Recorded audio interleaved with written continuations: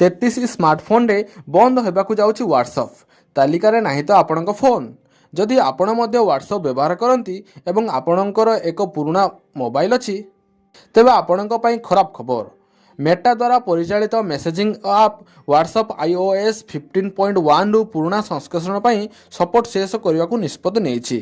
यार अर्थ होउछि iPhone 5s iPhone 6 एवं iPhone 6 plus रे आसंता वर्षठारु व्हाट्सअप काम करिवो नाही। वेब एटा इन्फोर एक रिपोर्ट अनुसार 2025 मसीहा मे 5 तारिख व्हाट्सअप iOS 15.1 रु पुराना भर्सन को सपोर्ट करिवो नाही। एही परिवर्तन व्हाट्सअप रो बिजनेस रे मध्य देखा देबो। तेबे व्हाट्सअप व्यवहार जारी रखिबा पई पुराना iOS भर्सन व्यवहार करुथिबा उपभोक्ता निजर डिवाइस को अपडेट करंतु किंबा कोनोसी नुआ आईफोन नेबाकू परामर्श दिया जायछि।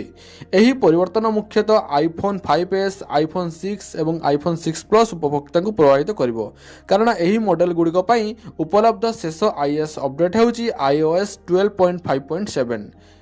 एही डिवाइस गुड़िक 10 वर्षर ऊर्ध्व समय पूर्व लॉन्च कर जायतिला। तेणु एथिरे एपर्यंत व्हाट्सअप व्यवहार करुथिबा उपभोक्ता संख्या प्रायतः बहुत कम हेबो एवं अन्य एंड्रॉइड फोन मानक मध्य व्हाट्सअप बंद होबाकू जाउछि। से एंड्रॉइड फोन मानकर लिस्ट गुड़िक है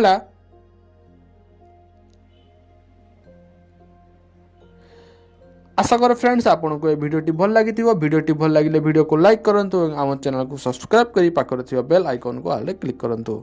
देखा हो फ्रेंड्स आउ एक नुआ वीडियो रे आउ किछि नुआ अपडेट सहित सेते पर्यंत जय हिंद जय जगन्नाथ।